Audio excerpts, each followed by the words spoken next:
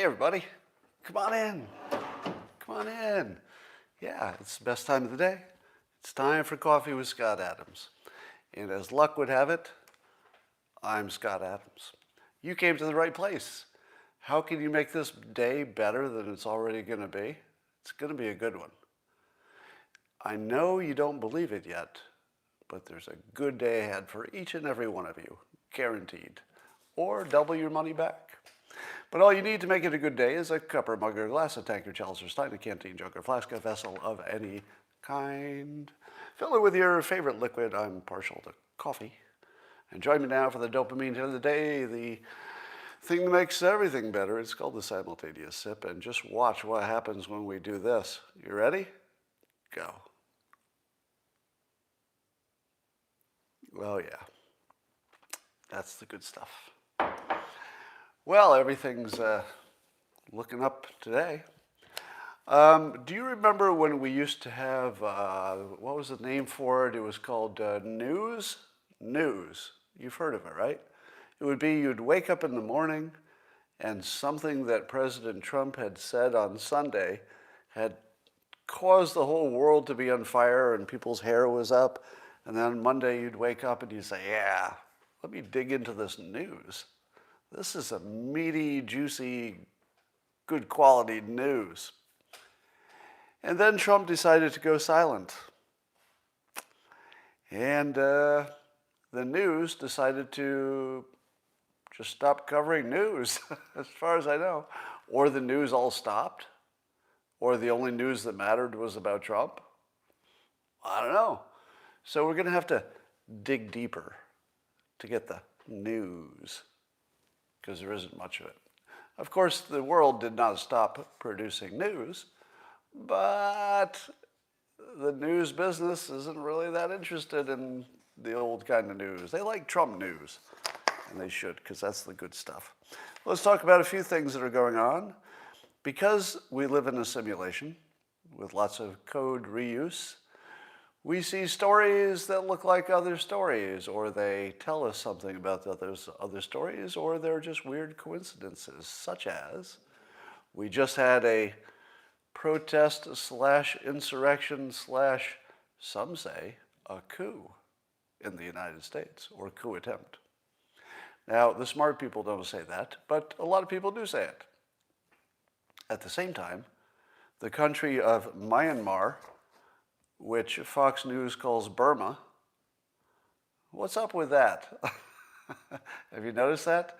You go to the Fox News page and it's a story about Burma, but if you go to CNN, it's a story about Myanmar.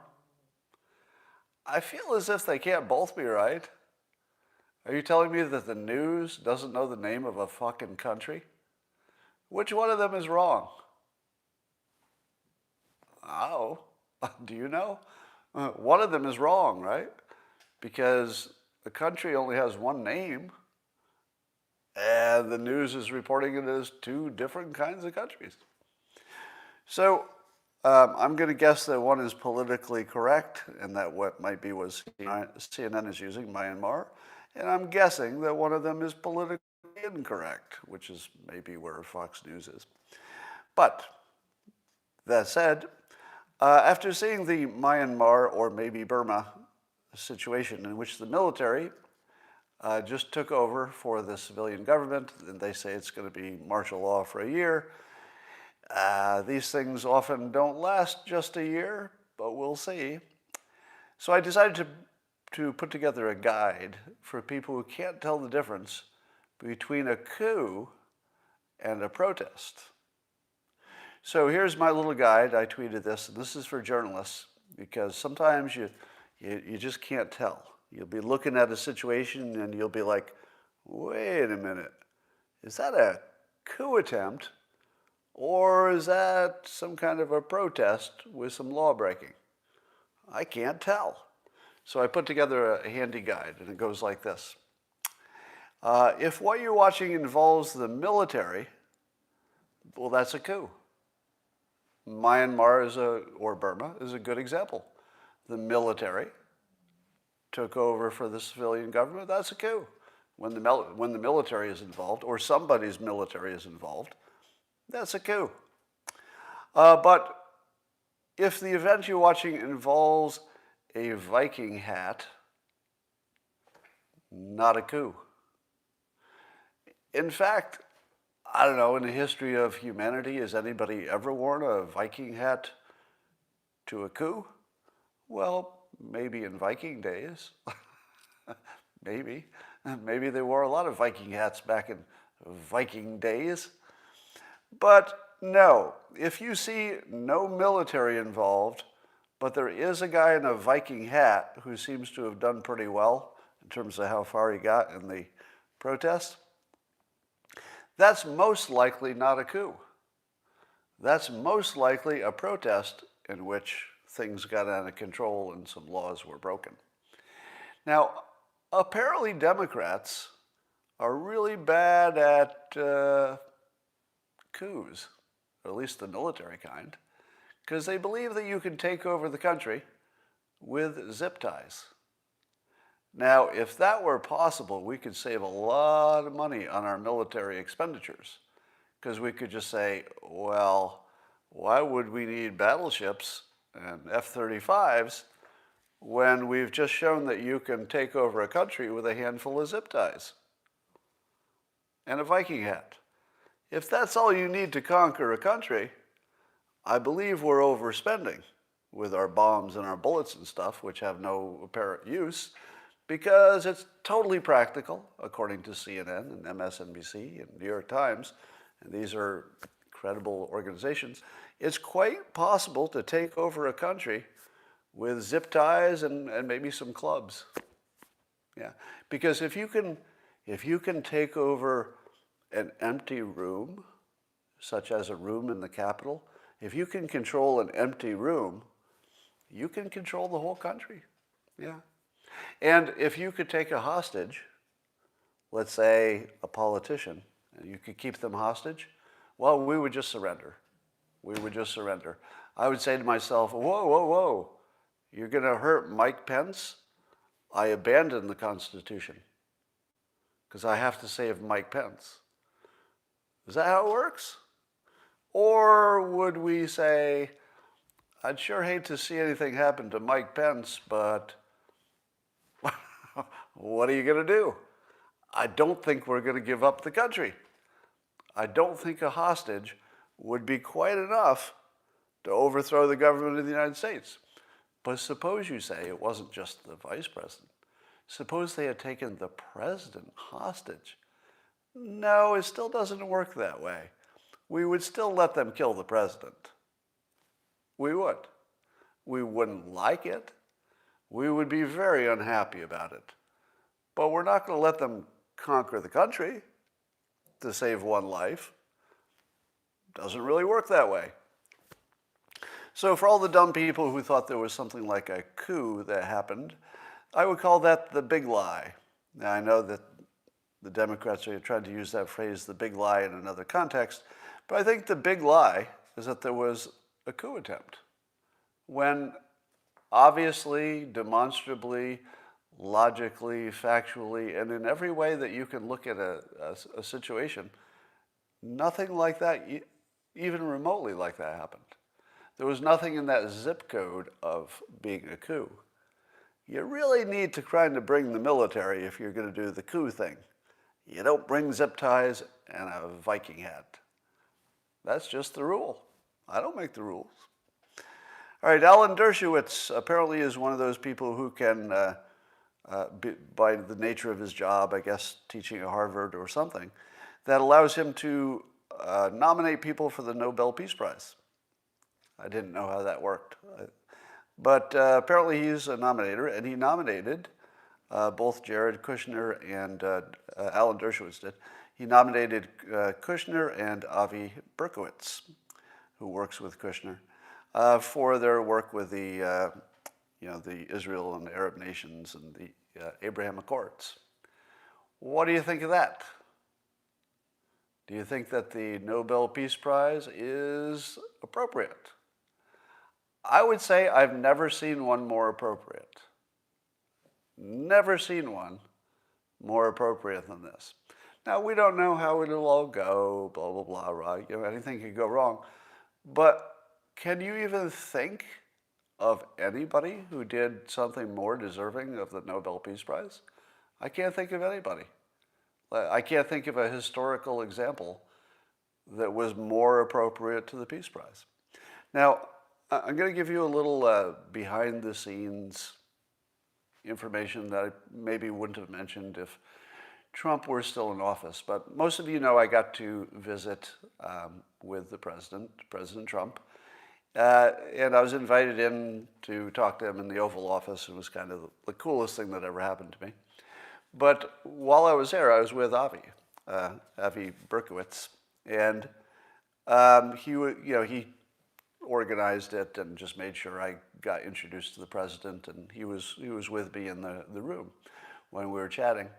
And it is so cool to just have met somebody and spent a little time talking to somebody who just got nominated for the Nobel Peace Prize and totally deserves it.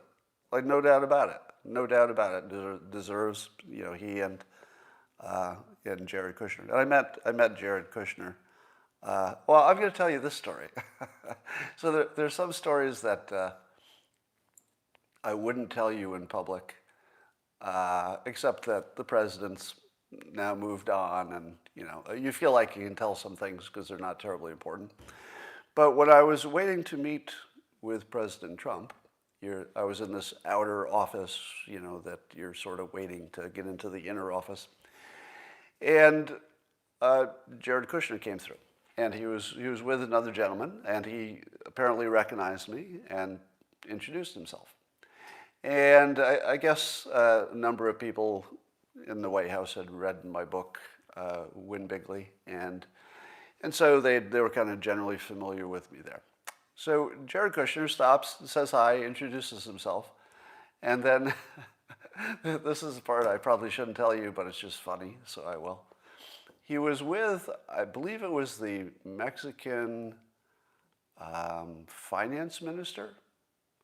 It was a high official in the Mexican government. I think it was a finance minister, I'm not positive, but somebody at about that level. And Jared introduces me to him as the Mexican, I don't know, finance minister or some job like that. And then he just jokes. He goes, he's here to pay for the wall. And he laughs and I laugh. And it's just funny to be in the middle of history, just actually standing in the White House talking to Jared Kushner and a high representative of the Mexican government, and just having a joke about who's paying for the wall. Now, I wouldn't tell you that story if they were still in office, but it's just a funny story, because to see the I guess there's a bigger point here. So having met Jared Kushner, I got to chat with Ivanka a little bit as she brought me into the Oval Office. Got to talk to the president a little bit. I'll tell you one thing that all of those people I mentioned have in common: crazy social skills, like charismatic social skills. When you see it up close, like, you can really feel it. People who just have another gear, they can just sort of control a room, and they've got charisma and stuff. So they all have that. And that was an amazing, fun day. Anyway, so congratulations to Jared and to Avi for the nomination. I hope they get it. All right. One thing you don't know about this Myanmar or Burma situation is that the reason that the military took over is there were some complaints that the election might not have been quite fair and fraud-free. Yeah, there was some concern that the election was rigged. But I don't want to be canceled from social media, so I'd just like to say in public now, and just say it once and get it over with. In my opinion, the winner of the presidential election in Myanmar was Joe Biden. And there is no court that has ruled otherwise. I don't believe any American court has said that Joe Biden did not win the election in Myanmar. So I think we have to be open-minded about that. But there you go. The funniest story this week, maybe, although we got some funny ones, the funniest story this week is about the Lincoln Project. Now, there's an allegation about one of the founding members, and the allegation has to do with grooming underage men for sex. That's the allegation. I don't know anything about what did or did not happen there. That's just the allegation that's out there. But the members of the Lincoln Project are not so popular among the people who may have been pro-Trump in the past. And watching them deal with this is kind of fun, I have to admit. You know, it's kind of fun. And the best part is I saw a picture of the 4 founders, and they all look like Rick Wilson clones that went wrong. They're all these middle-aged sort of, don't go to the gym kinds of bodies, dad bodies, bald head. I think 3 out of 4 of them have facial hair. They kind of look like Rick Wilson was the prototype, and then they did some cloning experiments, and they're like, let's call this one Steve Schmidt. It's a little too big, a little too tall. And then they got another one, it's like, he's pretty good, but we don't like the message he's sending to young men. Let's try again.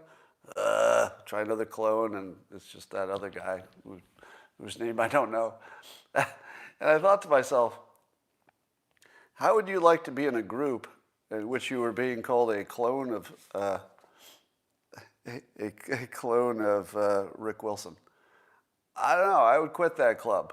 The minute I found out I was Rick Wilson's clone, I'd say, get me out of this club. I don't want to be Rick Wilson's clone. So there are these 4 clones in the Lincoln Project that are trying to explain why one of the clones went bad, allegedly.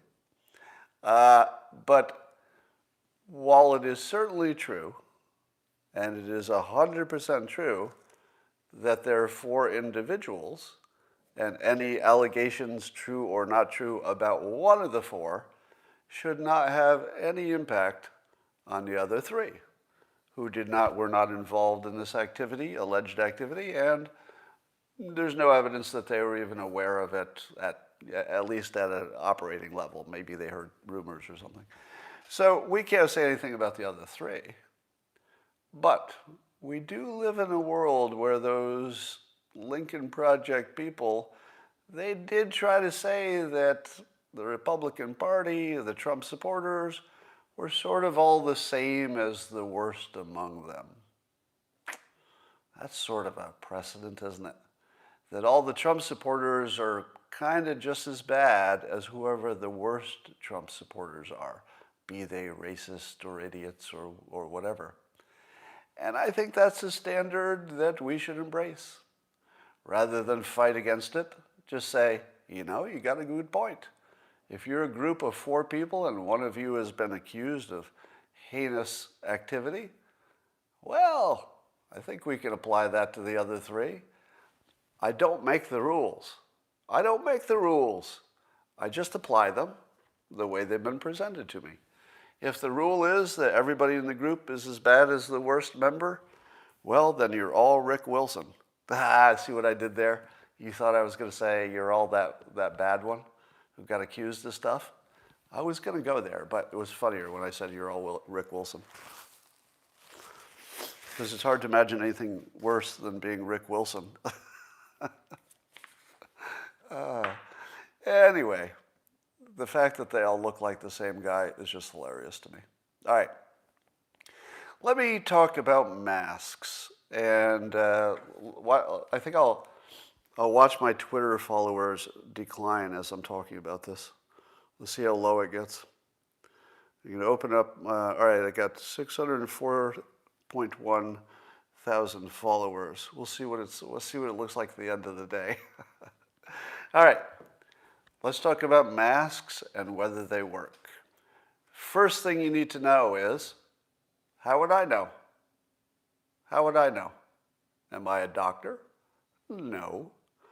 Have I studied masks used exactly the way they're being used for the pandemic? No, I have not. Have I done a deep dive on all of the research? No, I have not. But watch me have an opinion anyway.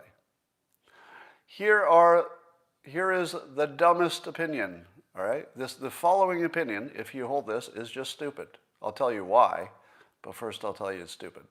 Number one stupid opinion, masks do not work.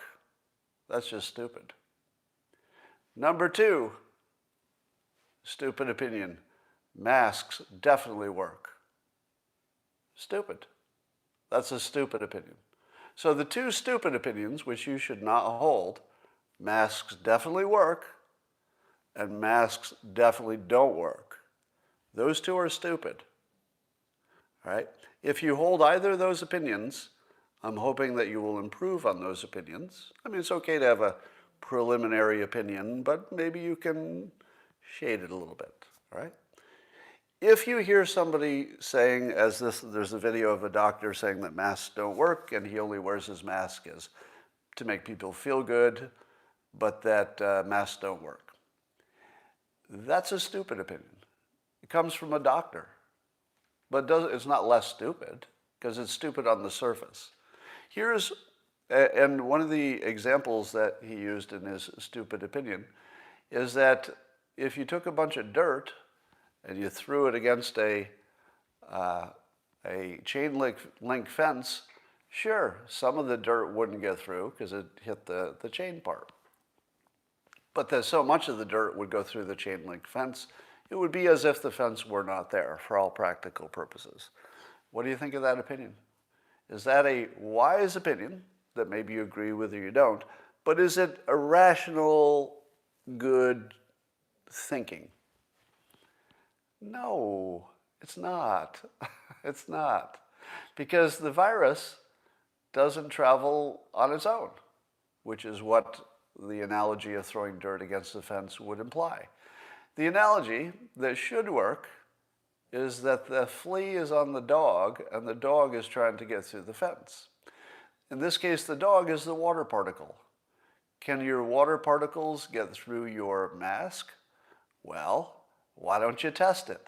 Hold your mask up to your face and sneeze. How much of the water got through the mask? Now sneeze without the mask. Does the same amount of water get through? No. Now take your mask and go up to a window and go and breathe on the window. Does the window get as fogged up as it would if you didn't have the mask on? No, right? You don't have to be a scientist to know that the mask is stopping water particles.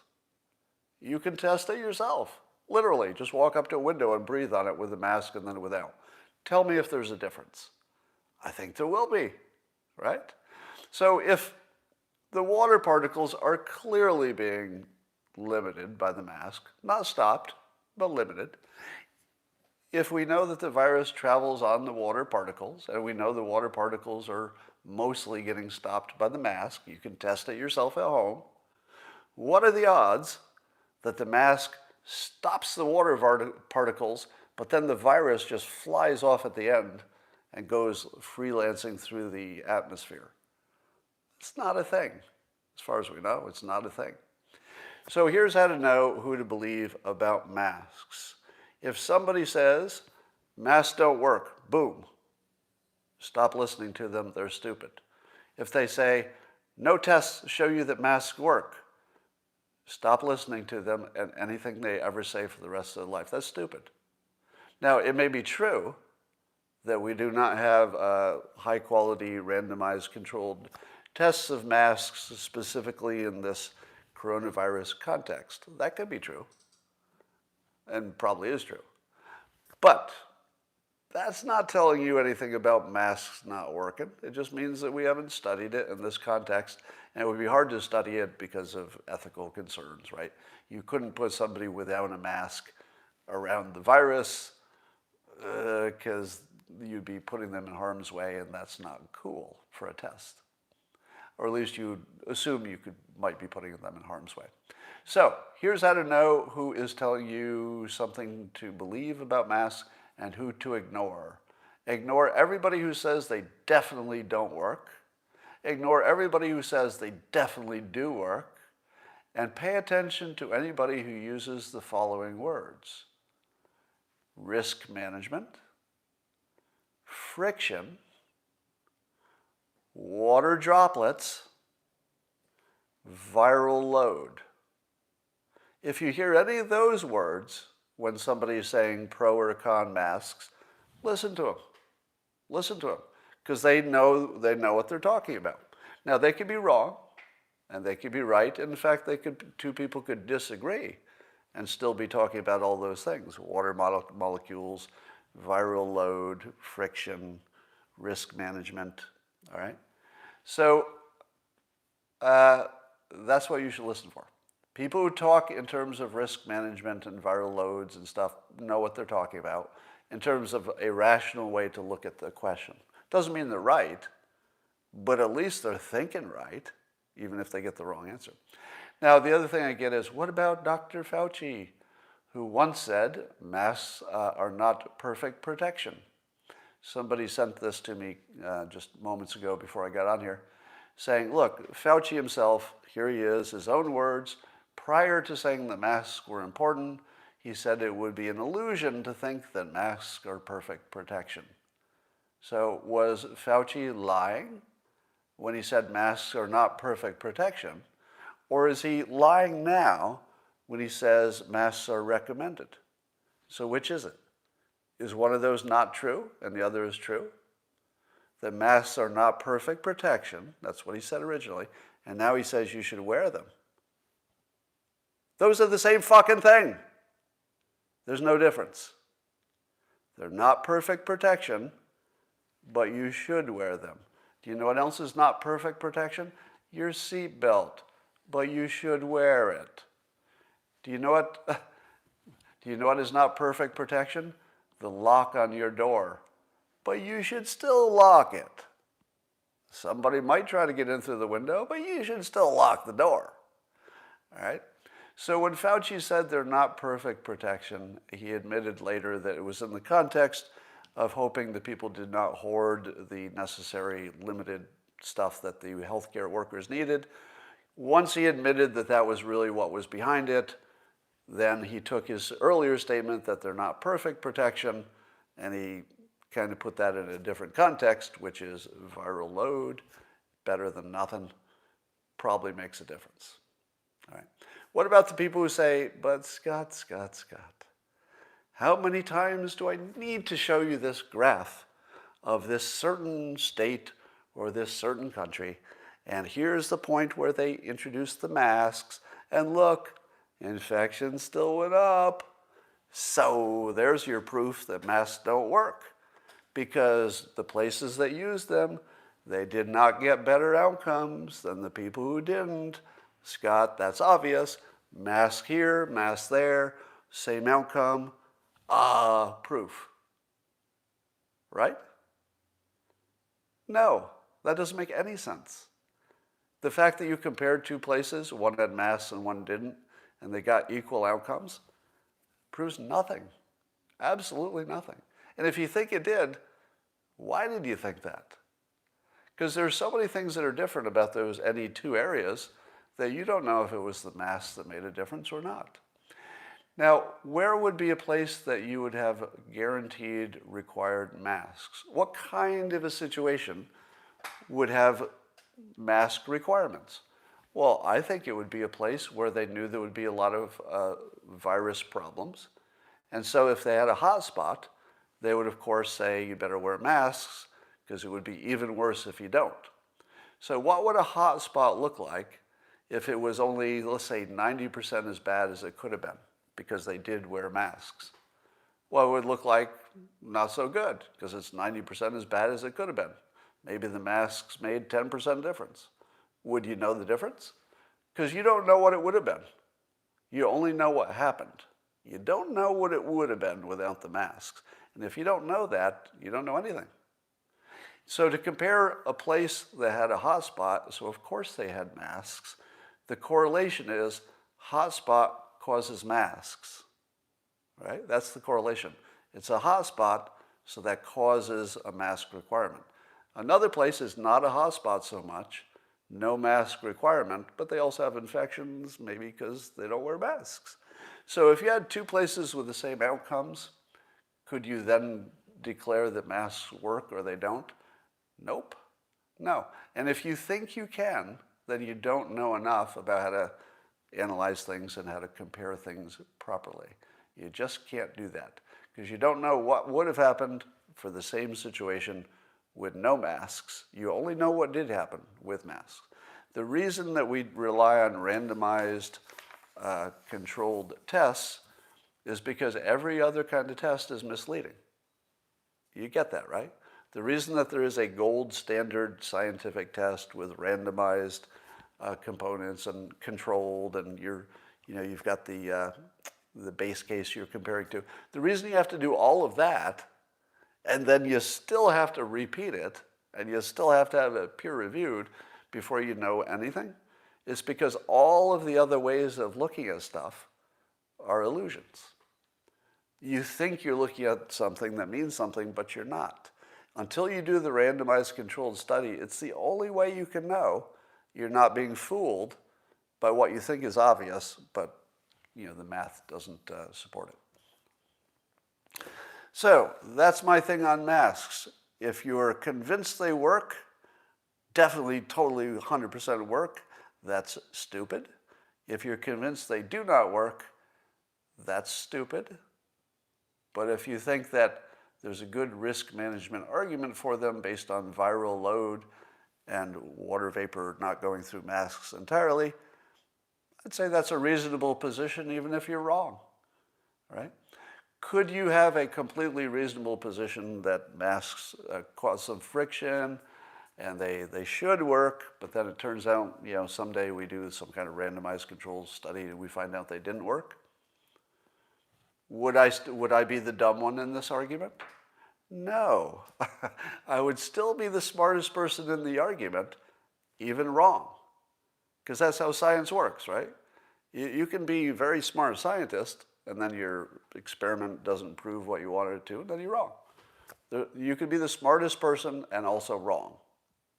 But you could be the dumbest person and accidentally get it right, because masks either work or they don't. So whichever side you're on, there are going to be a lot of dumb people agreeing with you because there are only two sides. All right. That was way more on that topic than I needed to say. But I feel like this mask thing, it embarrasses me a little bit. It embarrasses me because the thinking about it is just so poor. Whatever the truth is, I'm just embarrassed at the thinking about it. Now, I saw that I think Rand Paul was suggesting that people who are immune to the virus should not have to wear masks. So let's say somebody got the 2 vaccinations and waited enough weeks for them to kick in, or somebody who already had the virus confirmed and they're recovered. What would be the problem with that? What would be the obvious problem of making everybody wear masks except those few people who know they're immune? What would be the problem? There's a big problem. The big problem is that people who do not have immunity would just say they did. They would just say they did. They just walk into the grocery store without a mask, and the manager would say, we require masks. And the person who just didn't want to wear a mask would say, oh yeah, I'm immune. I got my shots. I had COVID 3 weeks ago. I'm all good. As long as you can know with certainty that human beings are shitty people, and we will lie and we will cheat to get out of wearing a mask.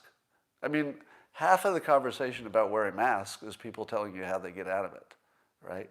How they cheated the process, or how they put a little hole in their mask or something. So people are going to cheat.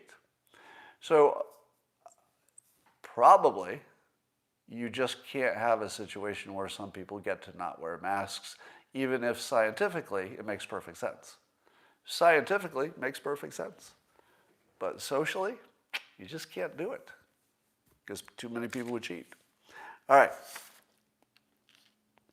There's pretty much no real news happening. Biden's got his, dozens and dozens of executive orders that the news doesn't really report on except the headline. It's like, he undid this or he did this. Are any of them bad? I don't know. Here's a good example of how bad the reporting has been for the last 4 years. So Trump did a whole bunch of executive actions, and a lot of them were environmental actions. So Trump presumably was loosening regulations on environmental stuff.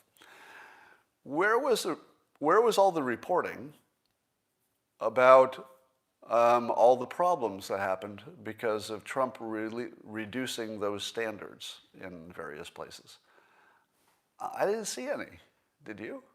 Because you would think that if those standards were important, it would be real easy to do a story, a few months later, measure the water quality or whatever you're going to do, and find out if anything's different, see if it made a difference. I never saw any reporting like that.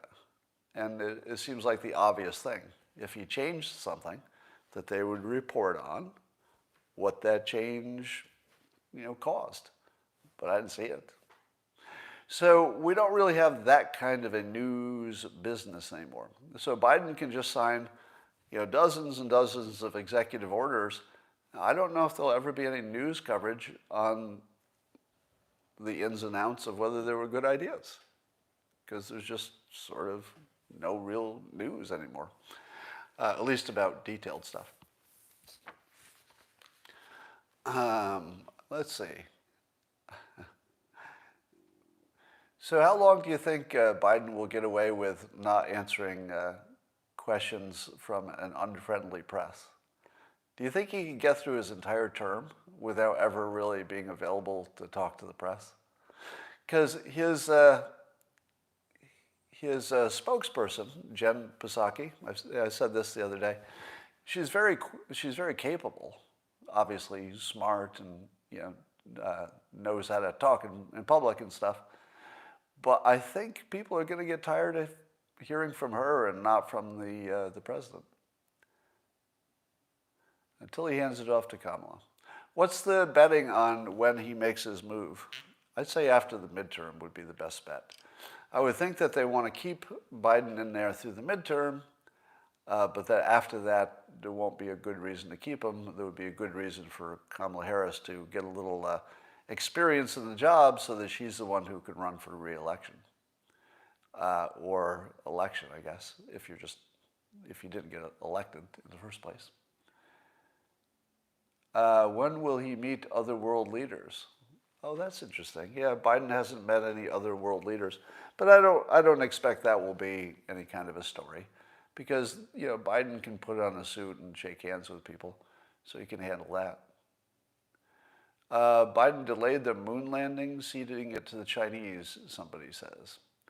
Well, I'll tell you one thing. If Biden is not super serious about Space Force and especially nuclear energy to drive space rocket ships, if he's not real serious about that stuff, we have essentially given the future to China.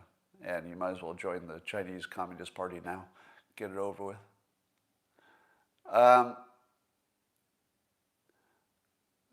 Didn't look so capable last conference, somebody says. Jen is imitating Dr. Books, the condescension look. All right, I'm just looking at your comments now. I don't have much else to say. Maybe there will be some interesting news today. I don't know. We'll see. On Locals, the subscription platform, locals.com, I put yesterday a micro lesson on using your physical environment to reprogram your brain.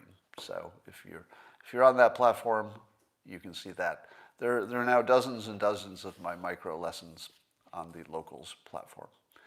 And they seem to be the most popular thing I'm doing there, so I'll do more of those.